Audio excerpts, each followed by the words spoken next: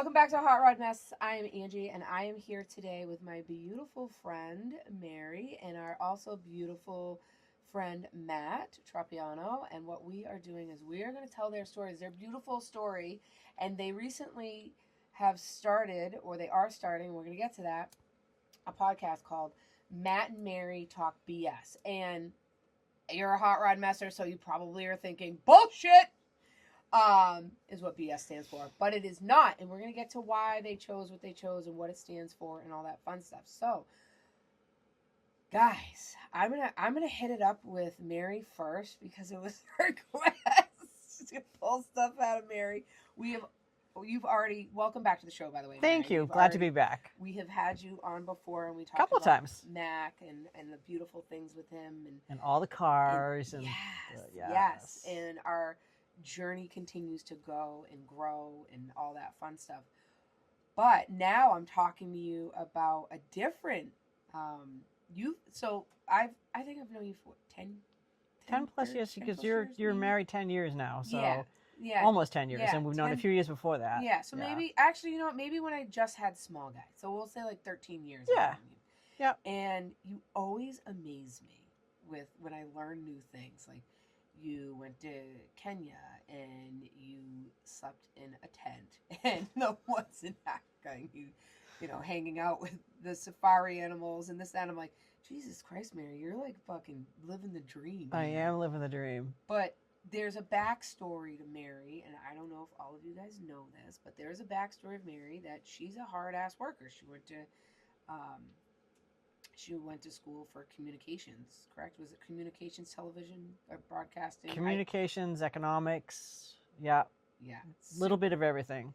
Yes. Yeah, but I was focusing on photojournalism really out of school. That's awesome. Yeah, and then get into video and communications. Yeah. Definitely a big part of my career. And don't worry, guys, because she's helped my ass a lot here at Hot Rod Mess with communications. She's been along for the journey of the mess. The mess. I like that. The mess. The mess. Perfect. And so where are you at now? So last time I talked to you, we were talking about cars and all this, and now we're into food, and you're always doing all these beautiful things, and you've now connected with Matt, and Matt also has a food background, and he's done beautiful things, and it's all kind of it's all so beautifully coming together, and I love hearing about it, and I'm like seeing you guys on Facebook and all the awesome stuff that you're doing in the community and giving back and all that. So where are you, how did you guys connect? How did you guys collab? Like how did it all happen? It started actually at Family Table Collaborative, where at the time I had been volunteering there for 2 years, nonprofit based out of Yarmouth that focuses on nutritional security across Cape Cod, making sure everyone has a nutritious meal that needs them. Fabulous nonprofit. Started working in the kitchen and evolved into many aspects of what goes on in the business, catering and marketing and research and grant writing and fundraising, and just about anything that happens I seem to have gravitated to. And by the way, Mary retired and then became like a full-time job. Yes, exactly. Exactly. As our co-founder Jenny Wheeler says, I'm reinventing retirement with all these around supporting the family table. That's awesome. So having worked there, Matt, and he can tell his part of the story, but he started bringing his students from Cape Cod Regional Technical High School, the culinary department, coming into Family Table to actually get some real life work experience. And it was a great addition to what we were doing in the kitchen. And Matt and Jenny go back about almost 6 years now, I think you said. So he can talk about that part of it. But it was just really Matt being involved in the kitchen, and in a sense, us volunteers adopted Matt and the teachers and the students, and really have had a great working relationship with them. On Fridays, not every Friday, but they have a dining service where the students are actually making the food, preparing the food, the recipes are also serving in the dining room. They're waiters, they're bussing the tables and all that. So it's a great experience. It's wild to me to actually see, like, I listen to your stories, and now I'm listening to Matt's stories about, the kids and getting them and what they have to do, and the like their restaurant that they're running. Essentially, it's a restaurant, right, Matt? That's what we consider it at the school. It's a restaurant because people can Yeah. come in and eat. Yeah. And everything, and now actually through knowing Matt, and I thank you, and things that are happening, we are going to be blessed at Ziggy's to be able to be in the automotive part of this, hopefully, and getting to that next step. So that's pretty exciting. Right. But it's intriguing to see everything that's going on and how you guys are always working, always thinking. And like, so Matt, how did you so Matt has a huge history in, you've always been involved in food, right? I mean, ever since I've only recently gotten to know you, so to speak, but I've always known you because of our kids in school and things like that. But and your beautiful restaurant that you had, which, by the way, I figured out what it was, Matt, that you used to make. Oh yeah. And it was on. I always held the challah bread, or I always say it wrong. Is that challah? Yeah, you can say challah. Challah. Yeah, I always held the bread because I didn't want the carbs, but Oh, it hold the bread. had it was eggs, potatoes, vegetables, and it was like whatever sauce, and it was like bacon, and it went on top, and the bacon was super sweet, and it kind of like sat over it. I don't know what it was, but I ordered it every time, and I was so bummed because I'm like, what is it? It's so good, and you just, when you cut it all up, the egg would just ooze a little bit. It was a poached egg, I know that, and it would just ooze over everything, and it was just, oh, it was so scrumptious. Sounds like a Benny of some sort. Yeah, Yeah. I think it was a Benny. It Yeah. definitely was. Because I'm an eggs Benny girl. Yeah, Yeah. me too. 100%. Me too. But you're actually the reason why I really enjoy the oozy poached egg, and why Yeah. your dish is why I tried to make poached egg. Actually, Nice. like It inspired you it did to do it at inspire home. me, and then I went. My husband's like, you gotta like twirl the thing. Yeah. And I'm like, yeah, no, fuck this. Can we just go? Can we just go out to eat? It's too much. So Matt, what's your story? What's your side of the story? Like, what's your background? What's your deal? Okay, so I will give. I'll do it in reverse. So, I kind of consider myself retired from the restaurant business. For 27 years, I say it a lot. For 27 years, I had my head down, looking at plates and plating things. That was everything. That was how I paid my bills. That's how I raised my family. And I'd look up every couple of years and I'd be like, oh, we have a smartphone now. Oh, I look up and there's an internet now and social media. And I feel like, let's see, I had a restaurant locally for 9 years called Spoon and Seed. In 2024, I decided to move away from that and enter education. So every chef that I've worked for is a teacher. So teaching kind of comes naturally. And I thought about it today driving home from school, and I said to myself, I don't want to act like a teacher because I am a teacher.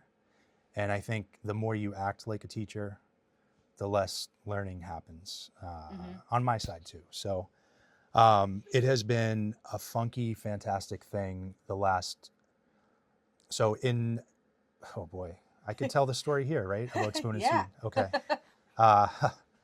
So small business and everything. I had a very successful restaurant for 9 years. A lot of people, I didn't do it alone. A lot of people were there. And the one thing that everybody knew was we had a standard of the eggs were fresh, the eggs were coming from local farms, and they were being poached properly. So I'm very proud of everybody that ever worked there, because a lot of people they learned shortcuts, and we did things the right way. And that was kind of my goal coming to Cape Cod, was to create something that the community. When I opened Spoon and Seed, I said I wanted it to be a beacon for people that appreciated the simple things of just really delicious food. And I wanted it to be for everybody. It was breakfast and lunch. There was no alcohol license, no liquor license. And we sustained for a very long time. We were very popular. It was awesome. Yeah, all the toasts that people ate was made with hands like these. If they weren't mine, they were other people there mixing dough. And just a simple thing like toast. We would make 13 loaves and they would get sliced by hand.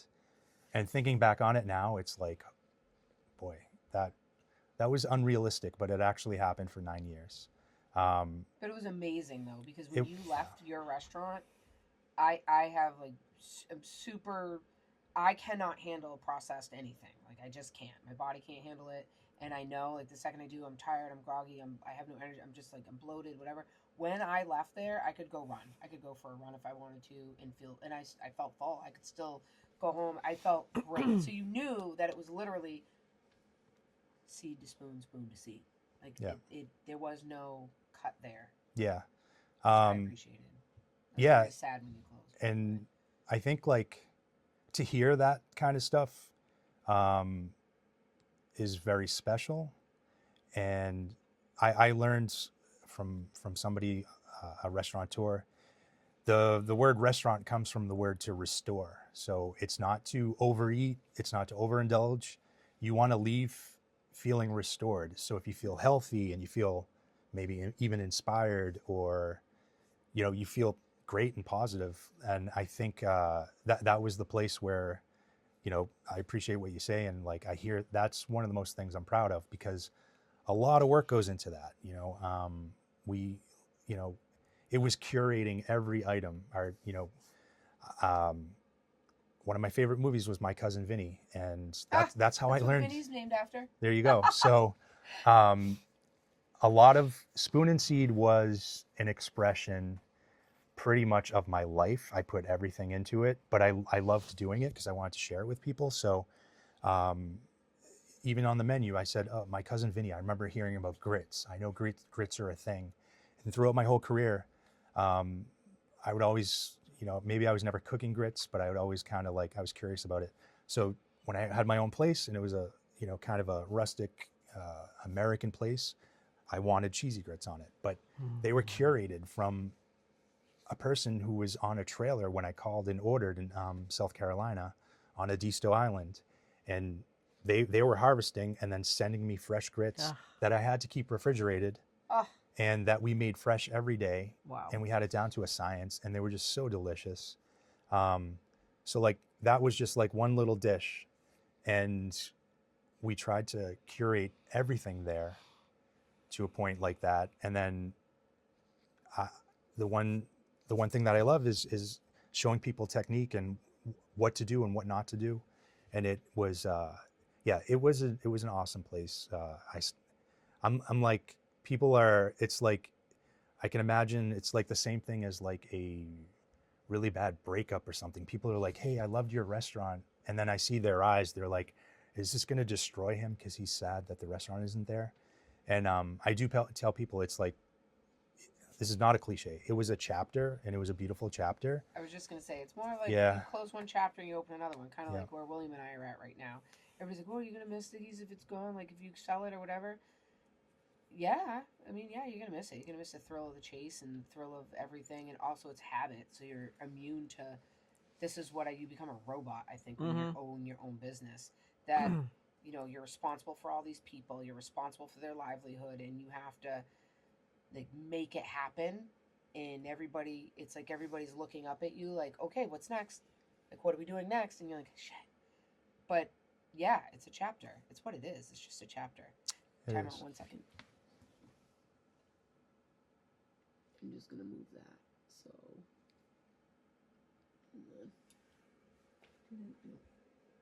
you're Italian. Am I? So your hands move. Oh, yes. Just tell me what to do and I'll do it. No, you're fine. Sit on my hands? No, it's just, no, you can't because then you won't be able to talk. Right. Angie knows this. People are like, stop. And I'm like, I don't know how to talk without this. So, No, I was just gonna move it over a little bit because I figured if I move it just a little bit, so like I just did it to you guys. See, like here. Okay. Yeah. So now we're good. All right, We're good. cool. Sorry, but yes, it is a chapter. So back to what you were saying. I'm sorry. Yeah, no. And a day in the life there for me, because I'm just me, it was getting to do what I loved, and then getting instant feedback from customers right in front of my Mm. face, telling me how important or how special or everything. And then it was like, oh, cool, you like the donuts I make? And because I'm like, I like them too. I think they're really good. And then again, dopamine hit. And then it was fun because I would make everything I wanted to make. And then, There you go. Was your own menu. and as far as bringing, kind of closing that chapter and getting the opportunity to be in a technical school, it was instant. I got called in to substitute, and I saw a junior at the time. She was putting together a frittata, and Potato. yeah, Oh actually, my sorry, it was a God. quiche, but the egg part of the frittata, Yeah. and a few things weren't done. Like, you have to bake the shell first. You can't just have the raw shell and bake. And I said, oh, I guess that's my first task, is to kind of explain what blind baking is and go in from there. So I just kind of slid in, and I haven't stopped. And the experiences, like I've worked at amazing places around the country. I've worked with amazing people. Those are things I like to share. And without them, I wouldn't be able to do what I do every day. And without Spoon and Seed, boy, I learned so much just from being an entrepreneur, all the way from paying the bill to putting a piece of parsley on the plate. And it changed my whole perspective on the world. I think anytime you do something like that, I agree. you get Totally a macro agree. and a micro. You get the world is your macro. Sometimes you turn off to the world, and I've done that many times, because you're micro, you're looking at the people in front of you, and that's what really matters most. So now the people in front of me are culinary students, and I'm a teacher. And sometimes I think it's hilarious, and I laugh at myself. I'm like, boy, I can't believe the bell just went off and I'm done. Because, and, there are other chefs around. I know other chefs, and I know how we talk and all these things. And years ago, there was a kind of it's like, oh, they gave up their work, they're teaching now. And you have no idea. It's two things: you're teaching, and you're doing technical things, and you're balancing that. And sometimes I don't have a good day. Sometimes students don't have a good day, and then there's a whole soup of that. But being able to lean on my skills of customer service, of dealing with bosses in the past, and just applying them to what I do every day, and then teaching that to young people just to deal with everyday life, is beyond satisfying, to the point of I'm here, like, you can look at articles of me being interviewed 10 years ago. Where do you want to be? I'm getting to the point of where I want to be. And it's like, the path is not always, there's no blueprint, but then all of a sudden you're like, oh yeah, this is what I guess this is what I wanted. So, I feel like everybody yeah. always falls into where they need to be. It's true. Like you do, like what you said earlier. We're Italian, sort of yapping in the kitchen, guys. What you said earlier about you carve your path.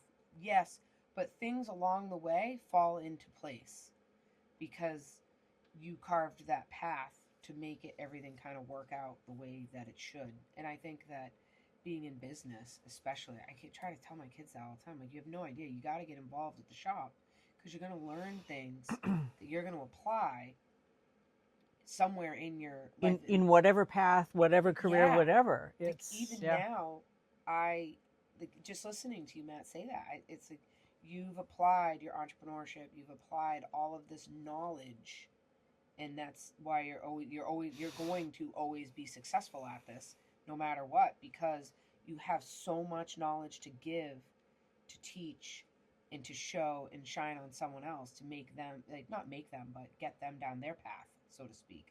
And that's just it's awesome. I love it all. And then you two connected via family table, right? Right. Yeah. Right. So Mary comes into the picture for me at Upper Cape Tech, which is our kind of rival school, but we're friends and all that. Which is, so if Cape Cod, you've got, I tell people we're the last vocational school on the continent because we're like sticking out in the yeah. ocean. Sticking That's out. true. Yes, So, you like, are. Hooray! Like We're the I don't first have, to see the sunrise, you know. Yeah. don't have any Michelin stars, but like that I have. Yeah, that's awesome. So, That's a good way to think of it. but so Jenny, the founder or co-founder of Family Table Collaborative, who I'm sure at some point we'll get together and talk. Of course we will.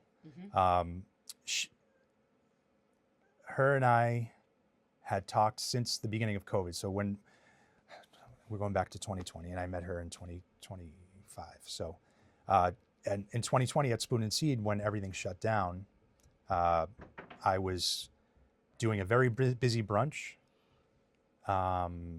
Nothing had, people were talking, but the news had not shut down the NBA yet. I remember that was the big thing. NBA is like done for the year. So during that last Sunday brunch, it was kind of weird. People were starting to get the news. A customer scolded one of our waitresses because she scratched her cheek. It wasn't even mask time at that point. He just lost it. And you know, that's human nature. Everybody reacts differently under different circumstances. Oh, yeah. But I remember I have that memory. And then the next day, everything was shut down except for takeout. So like we had a full restaurant, breakfast and lunch, and just a really good busy place. And then the next day, no, just takeout. And I did breakfast. And I'm like, how do you do breakfast takeout? I mean, now we know how to do it. But back then I was like, my lunch is more popular. Like I didn't know what to do. I put Eggs Benedict in to-go boxes and people bought it. It was like, it blew my mind. And we found out a way to do it nicely and all that. But I only did 12 customers that day. And I had to tell Garfield Smith and Zlatko D, they were my two sous chefs. I said, guys, I remember we were in the parking lot and we were just tossing a ball back and forth because we had nothing else to do. Wow. And I said, guys, this is like the last time we're together for a little while. I don't know when I can hire you back, but once I know, I will.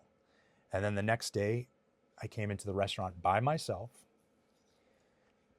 I was running back and forth picking up phones, which again, it was only like 6 or 7 phone calls. And I was preparing food and I was trying to do everything, actually try to do everything by myself. And then I saw my dad's truck pull up and my dad didn't say anything, put on an apron, and he's like, what do you want me to do? And at that time, I'm like, you don't know what to do.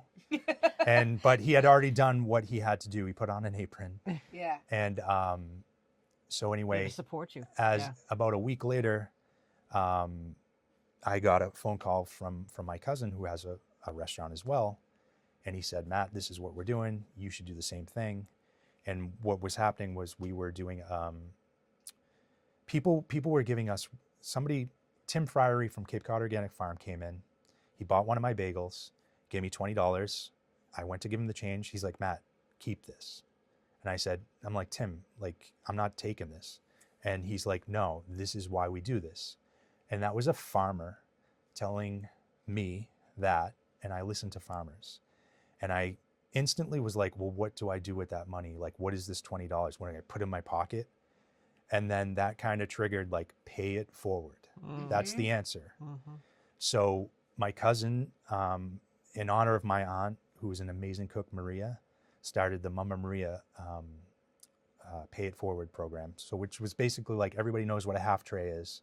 My cousin, Jerry Gaeta, started it in Massachusetts. And once the big companies saw what he was doing, all the big companies said to all the other restaurants who were stuck, copy this and do it. And that's the truth right there.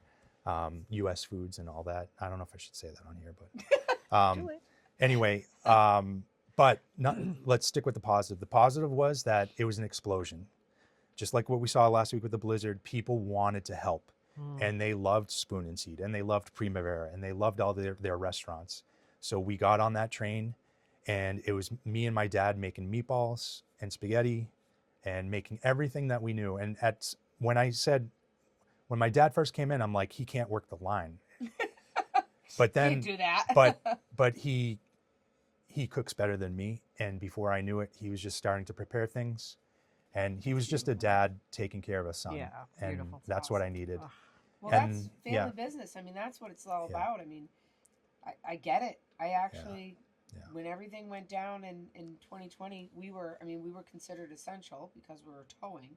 So no matter what, we had to go out and grind. We didn't know what was going on. We had the 3 young kids that, we had to manage that and manage the business, and we never stopped. We never shut down. We just kept figuring it out and we kept rolling with it, and that's how it went.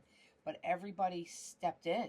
Like, Yeah. people stepped in, people helped out, people were like, you know what, even though I'm not going to work, I know eventually I'm going to need this. So can you just check my car over? Yeah. Even though I don't need to, but you know what, it's helping you out. It kind of like a pay it forward, like Yeah. the $20 Yeah. that Yep. Tim gave you. Yep. So it was Um, wild. It was Yep. wild. And I have amazing memories of that time, literally that March and that April, because it was literally like me and my dad. And then eventually Bibiana, who was a waitress there, I was able to call her in. I'm like, can you answer the phones? The phones are really ringing. And it started to build up.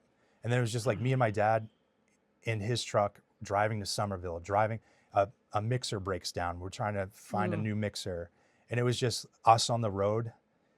At that time, masks were like, wear whatever you have. Like, people were making masks. Oh, yeah. My dad had a red bandana because he thinks, he grew up in Italy. He loves Clint Eastwood.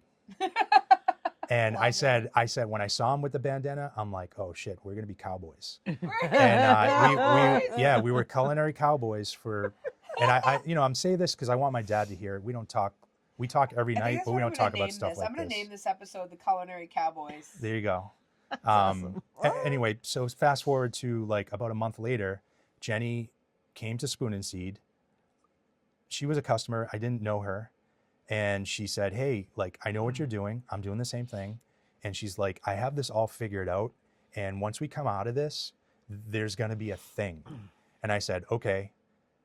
And I think she gave me pork loins to cook or something. And I went back to my restaurant, put my head down for about 1.5 years. And then Jenny came in, ordered her lunch.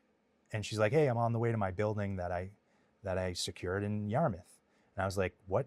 I still had, I'm running around trying to change my business and survive the whole COVID thing. Paying attention to everything else. Yeah. going on. And I said, and all I knew was that lady's doing something good. That lady, that woman, that girl, she's doing something. She gets it, because I knew that back in 2020. And then a year later, I think I saw her again in the restaurant, and she would update me. And then when I did close the doors to Spoon and Seed, I had an emergency at Spoon and Seed. There was a storm. My walk-in coolers were outside. I just had a very busy brunch, and we were coming out of the winter surviving. I said, this is the year that Spoon and Seed is going to become a thing. And I went to Restaurant Depot. I bought about $3,000 worth of food. The restaurant was closed.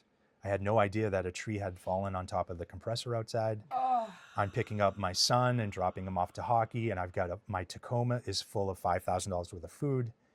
And I run to the restaurant. I see my walk-ins are down.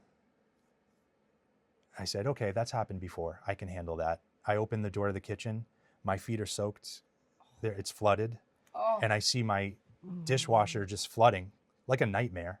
I'm like, what the fuck is going on right now? And then I go into the dining room, and I'm up to here in water, and I look at the back room, and everything's flooding.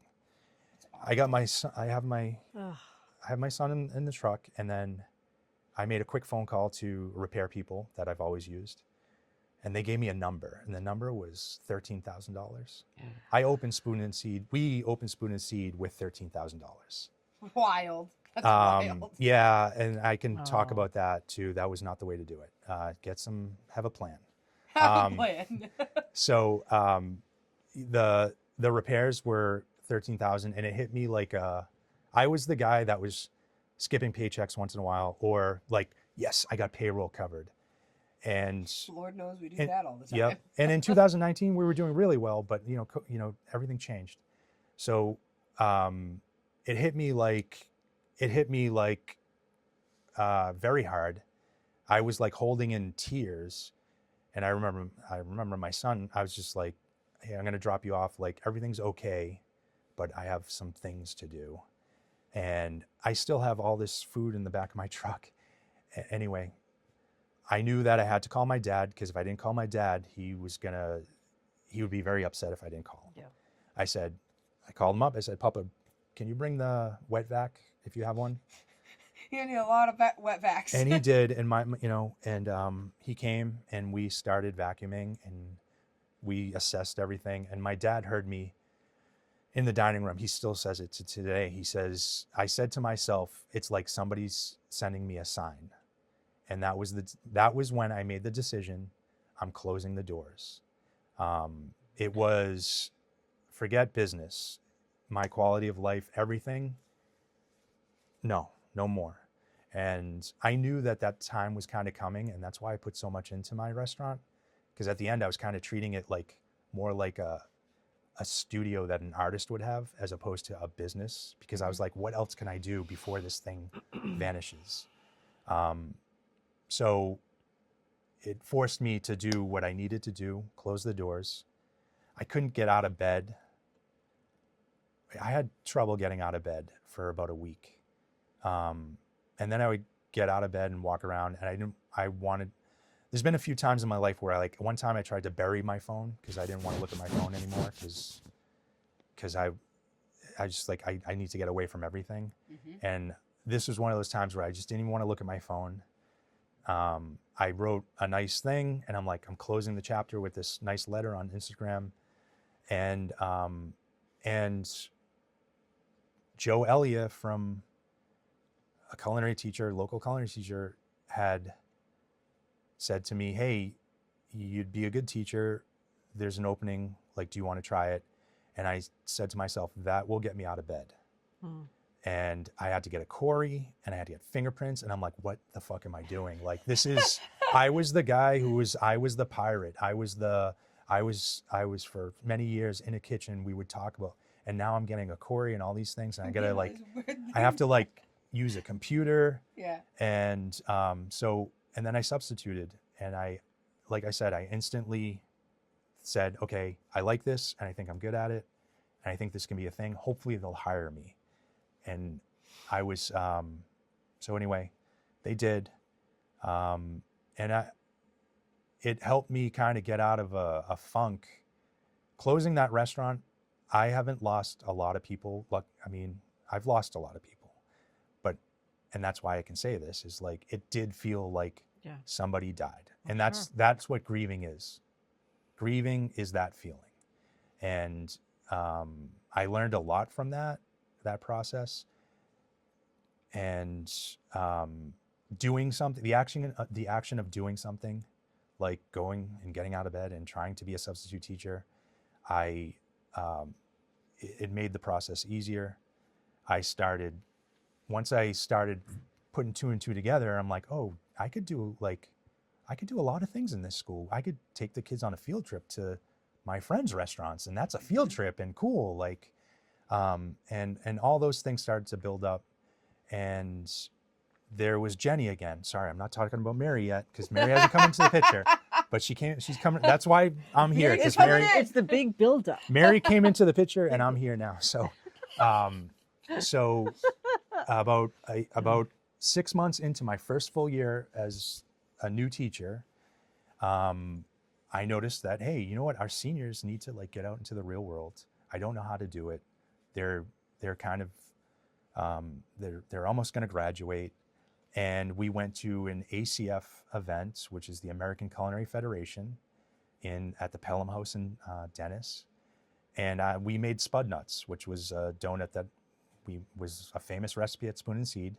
And we literally just stood behind a table and served donuts to people. Wait, why are they called spud nuts? Spud nuts, Because because they're made with potato. They're potato donuts. Oh, okay. All right. I'm gonna make spud nuts for you, and Please. you can be there too. And they look like wheels, so they're a hot rod type food. Yeah. See. All right. All right. Talking about. Because I want you to know, I really just went like so south with the whole spud nuts thing Yeah. in my mind. Man, I was like, and again, like they're, we figured it out when we had the restaurant. I had a waitress, and she was tall like a string bean and thin, and she would eat a spud nut every day. And people used to say, "Oh, you eat one every day. How do you stay like that?" And then I did the math and everything, and I said, "Guys, a spud nut is like a Coca-Cola, nothing more, nothing less. So have a can of Coke or have a spud nut."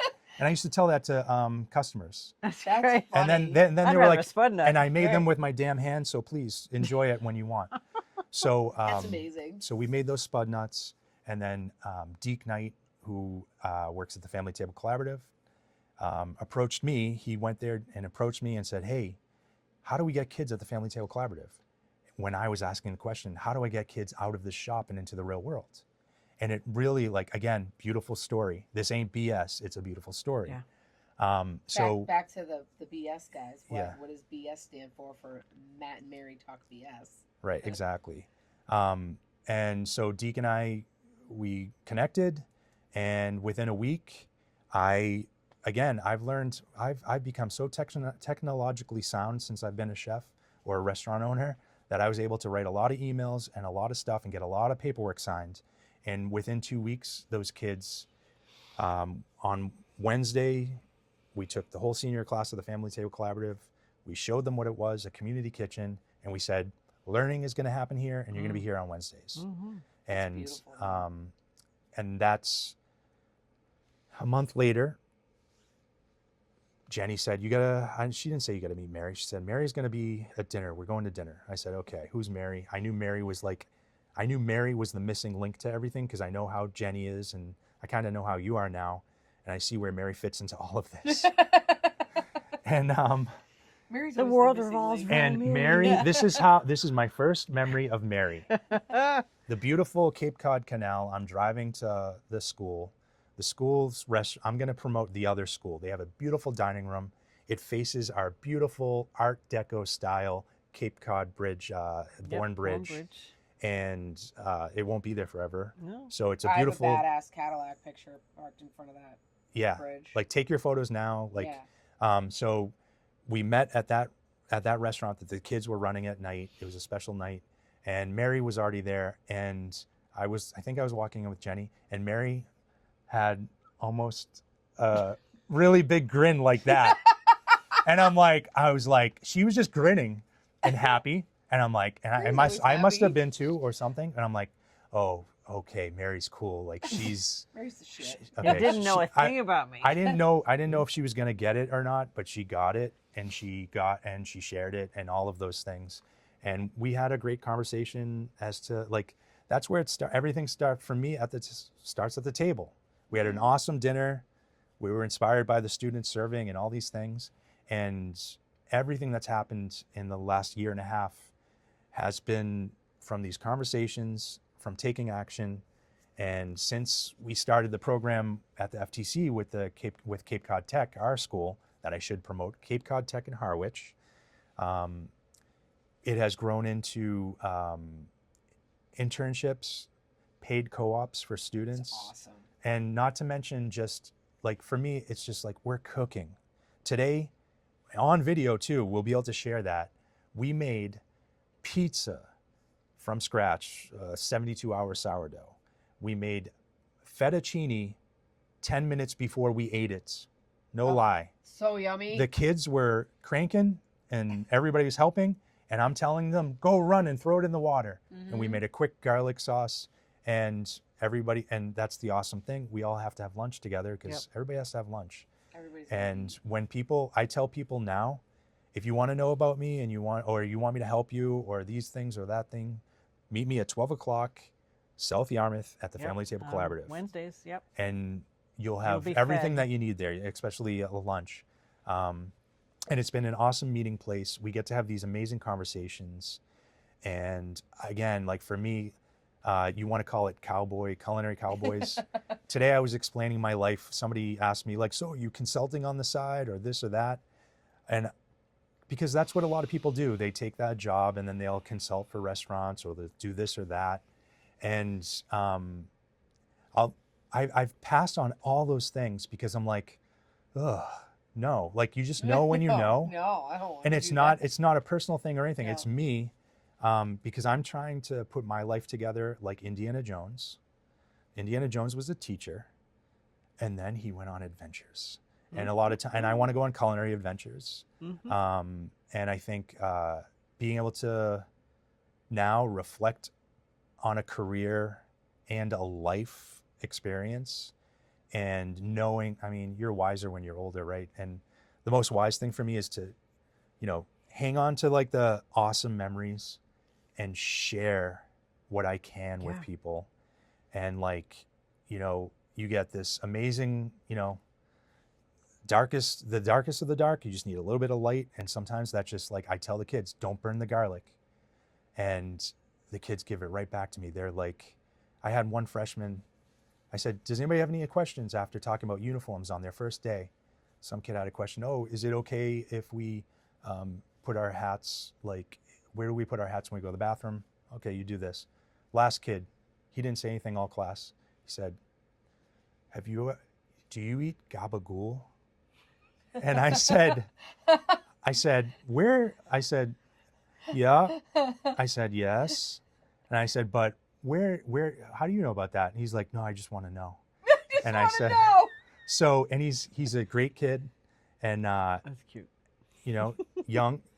So whenever he's a little nervous or not nervous, but sometimes like you got to break the ice.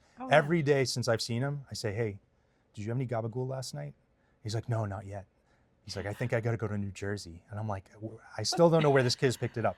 But, my goal is like. Probably a movie. What is gabagool? So it's Capicola. Capicola. Oh, okay. So, but in New Jersey and on a show called The Sopranos, it's gabagool. And the kids, okay, so the we're kids going must back be to The watching. Sopranos. Oh, I think it's popular with the young kids now because they're using they're learning about it now. God. but my dad would never watch The Sopranos. He's like, he's a proud person. He's like, no, that's disgusting. And I tell my son, I say, I watch that show so you can see what hell is, so you can know exactly what not to do. Right. Because that's what that show is. But in my world too, it's like, it's not gabagool, it's capicola. And my family's made it for generations and we know how to make it. And one day soon, this kid who keeps asking me that question, we're going to make it in the shop. Good. And that's Nice. it's like kind of like that. righting the wrongs. Yeah. But also like, call it gabagool. More people know about it, the better. Yeah. But like, let's also talk about what it is and why it's important. My family used to make soprasad. Yeah. And for me, I used to call it the dog bone meat because the way that they made it. I don't know if you remember, Mary, we were in Italy. It literally, remember we went to that market and I was looking for the cheeses and all that stuff. And it literally was still in the shape of the little dog bone. And when I said, I'm looking for the dog bone meat, the guy knew what it was. He was like, soprasad. And I'm like, yeah, soprasad. And my aunt used to make it. It was always in this long, it was like this long. And it literally was always, I don't know why, but it looked like the milk bone, dog bone to me as a kid. That's what it looked like. So pressata is like you press it. So if it looks like a milk bone or whatever, they press it a little bit so it's a little bit flat. But and that's why I love food. Everything has a reason. Some things in life do have no reason. Then there's the boob cheese. Oh yeah, the provolone. Is that The booby cheese. And Hanging. Growing up, it was the booby cheese. We'll have to go to the Federal Hill together at some point, and I want to know your vocabulary for this, and we can film that too. Let's do it because absolutely. I can tell you, my auntie Chicky, my sister Chiquine, she would always. She was very intriguing. Like she's just an amazing person. She's actually still alive, but she's an amazing person, and she would always have these cheese strung up, and on the very tip of the ball, it was always this perfect ball. It looked like a nipple, and I'd be like, "It's the boob cheese. Can I have some booby cheese?" And then she would always be like, "The breast? the breast, and she barely spoke really good English, so you really didn't understand, and she didn't understand what I was saying, but she understood the breast, the boob, like that, Yeah. boob cheese, boob cheese. That I was don't it. think I've ever called it that or thought about it that way, but from now on, No, it's going to be in it's my. burned. Now Burnt, you're always Thank gonna you. look at Yeah. it like, thanks for the boob cheese and Yeah. the milk bone. Yeah. And Yeah. that stuff is a different world. You know it, right? So you go into those shops, that's a different universe. And then to bring that in to young people who might have never left Cape Cod, Oh yeah. you see it in their eye. They're like, oh, that's a thing. Yeah. And sometimes it's stinky, but it's delicious, you know? Yeah. And My mother-in-law is from Portugal, Azores, and she brings in this cheese that literally it smells like a locker room of stanky boys in their feet.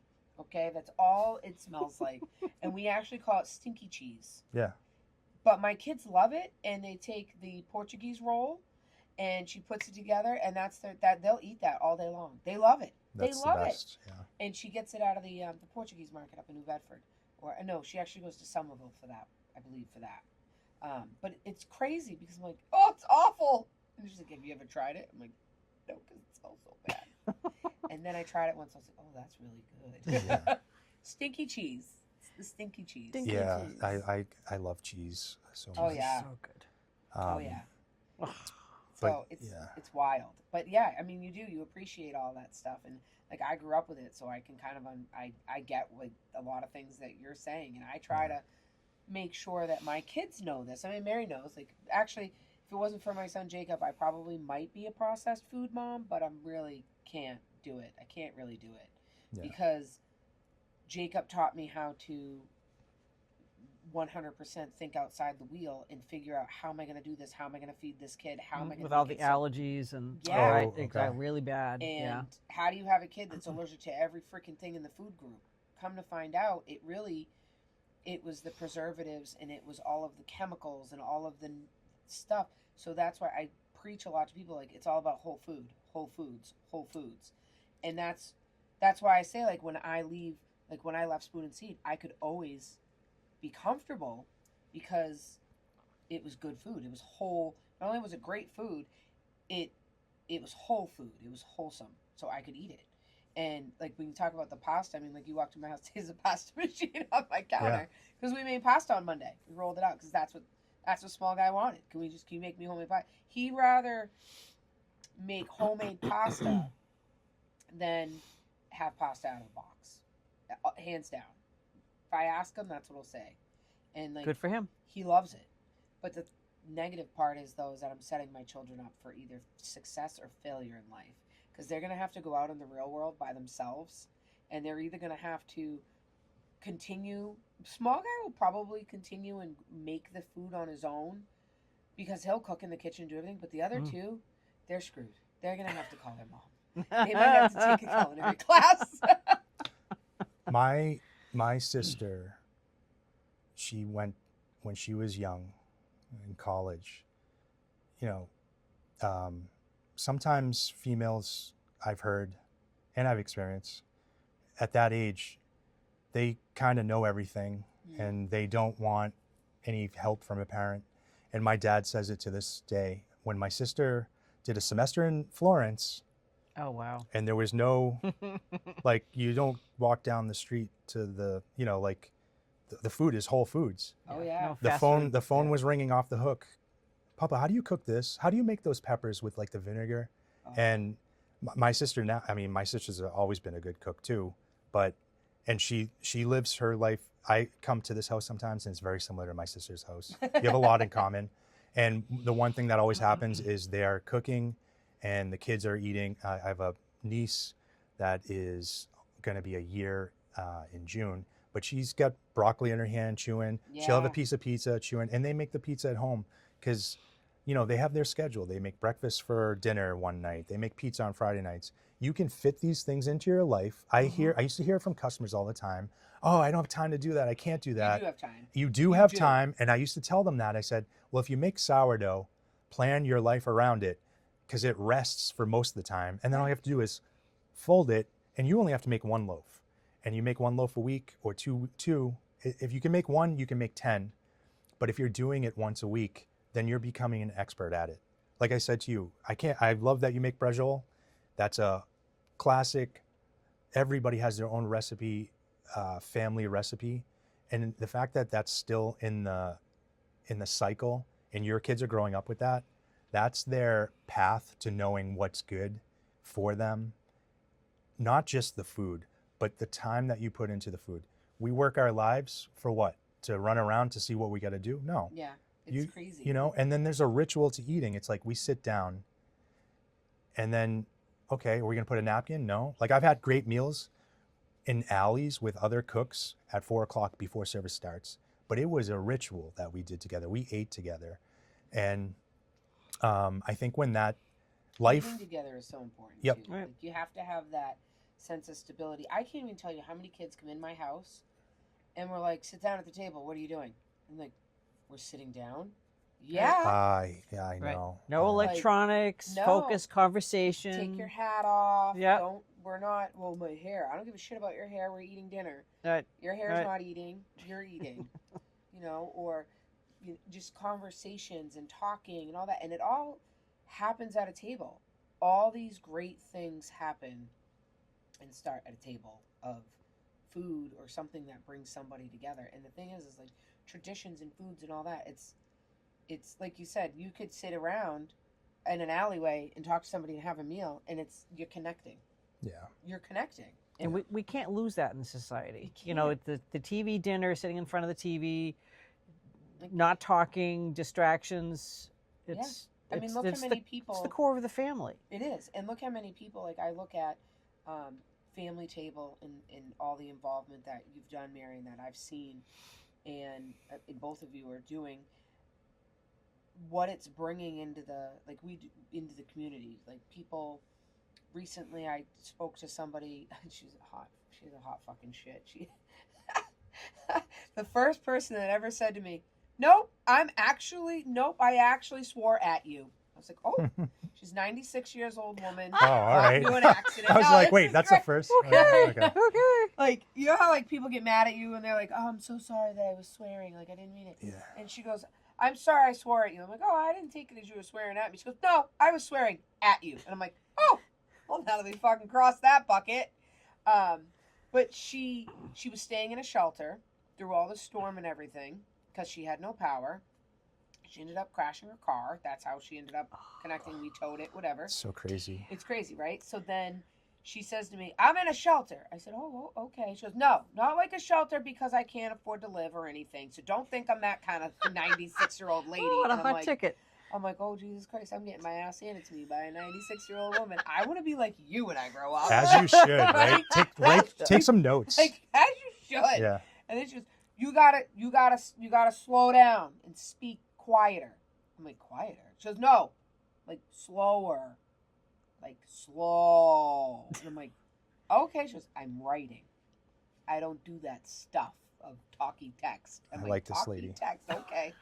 So she was telling me her quick story about how she was in this shelter in place at a school, whatever it was. I don't know where she was exactly, but This is just happened? yeah, it just Okay, happened. Okay, so that was last week. Yeah. So the conversation happened this week with her on Okay. the phone. It was Monday, but Okay. her actually in the accident happened the week that we were on police week. Okay. So, Right. and then the whole catastrophe with losing power and all that happened. So she says to me, she said she's met some beautiful people, and they've had wonderful meals together. And it's made me realize that we have a great community. And I don't have a car. I'm like, oh, okay. So that was our conversation. But then it made me think, because now I know about Family Table and all that. And then I heard about you guys making all those meals and everything and helping people. And then you have kids coming in and they're doing it. Look how many lives are being touched by this one thing. And then I watched like Veterans Outreach. Mm-hmm. And because Ziggy sponsors them and everything. Yep. This 96-year-old woman, she basically told me about how she was swearing at me directly. She corrected me that I was being sworn at, and I was like, oh, okay. Towards the end of everything, but the joy of it was listening to her say about all this community stuff that she entailed, and then I started thinking like, were those some of the meals that you guys were making? Were those some of the meals that other people were making?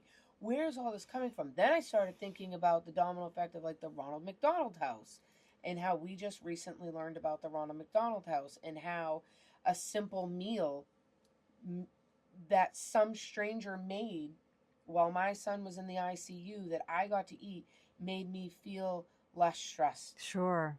more relaxed, Yeah. more at home, but I was away from home, you know.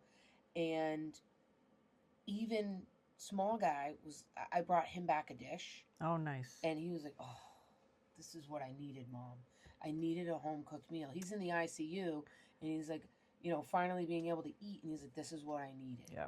I After mean, so many days of not being able to eat. yeah, he was Yeah. eating on a tube, basically, through an IV. That was his nutrition for 6 days. Was, Yeah. So for, so the big thing is that we're all connected by this beautiful community and this beautiful stuff and these beautiful stories, which, by the way, bringing it right in, guys, because we're going to do a part 2 of this, just so you guys all know, because we're certified yappers. But you can find everything regarding this episode on hotrodmess.com. It's going to be the featured episode on there for the next couple weeks. So it will drop on Sunday. You guys to really get involved in your community. Like, it's so important. And when I was younger, I was that kid that thought it was stupid. And I was like, I'm not doing that. It is so important. And I really am thankful for the lesson of losing Paul. What did we learn? We're a Gold Star family. And Yeah. what did I learn from when we lost Paul? I learned about community. I learned about giving back. I learned about not forgetting those that have taught us lessons or given us a smile or something that are no longer with us. And I've learned a lot in business and being business owner and all that, of what happens in our community and how all these businesses kind of sit in the pot and we all kind of stir together, but one helps another, and then you're connected by this one and you're connected by that one, and it's beautiful because, like, look at what Matt's doing now. Look at the connections that you're doing with, because of what you've done in the community and in your line of work and the connections you made over the years, and like the Kenny Brown and all that. It's beautiful because we all ended up into this stirring pot. And we're all kind of just sauteing a little bit, and something beautiful comes out of it. And that's, I think it's awesome, and I love the podcast. So where can we find your guys' podcast when it comes out? They're still in the early stages, guys, so let's be gentle here. Where can you find our podcast? So if you're looking for us, best place right now, Facebook, Matt and Mary Talk BS. And what's BS stand for? What does BS stand for? You'll have to tune in to find out. Yeah. Sorry. Dun, dun, dun. I wasn't ready for that one. So we're going about this in a very organic way. We have a plan, and part of that plan is doing like what you just said about get involved with your community. We're kind of going about it that way, where we gather. These beautiful stories are coming from our community. They're coming from ideas, and then we get to see these ideas put into action, and we get to tell people about them. Instagram, Matt and Mary Talk BS. Facebook, Matt and Mary Talk BS. People keep sending messages. We'll keep giving you information, and then you'll be able to hear more of our stories, more of our beautiful stories.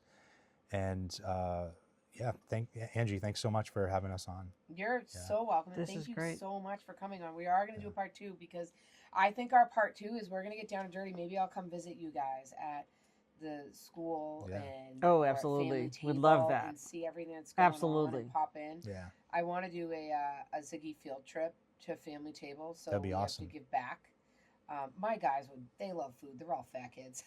We're all fat kids. They'll be happy there. They'll be well fed. Yeah. So, like, we did that for the veterans. We went over and we did a field trip there, so it was fun. That was nice. And we did care packages and all that stuff over at the Elks and everything. So it's always great to kind of step out of the work world and step into giving back. That's important. It is important. Yeah. So I am so grateful for you guys, and I love my connection that I've made through everything, and I'm learning from your connections and your knowledge, and we're learning from each other, and it's beautiful, and I'm so excited. They Matt and Mary Talk BS, as they also follow Hot Rod Mess. So if you can't find them for whatever reason, scroll through Hot Rod Mess, you'll be able to find them there. So I just want to let you guys know that we are growing. We have just hit over 1,200 people. We're climbing up to 1,300 just on Facebook alone. I'm so grateful for all of you. We're over almost 2,000 on TikTok, which we'll get over that because TikTok keeps having mental breakdowns. So let's keep growing. Let's keep climbing. Let's keep doing burnouts and doing badasses. You can find everything at www.hotrodmess.com. Small Guy sponsorships are still up there as well if you guys want to get in there. Matt and Mary Talk BS are sponsors of Small Guy, so he's going to be rolling with their logo Yep, on his absolutely. equipment. So Yep. very excited about that. So love you all. Thank you so much. And you never know, you're going to see us in the kitchen next time with Matt and Mary. It'd be so much fun. So much fun. So much fun. Peace out, everybody. Love you. Thank you.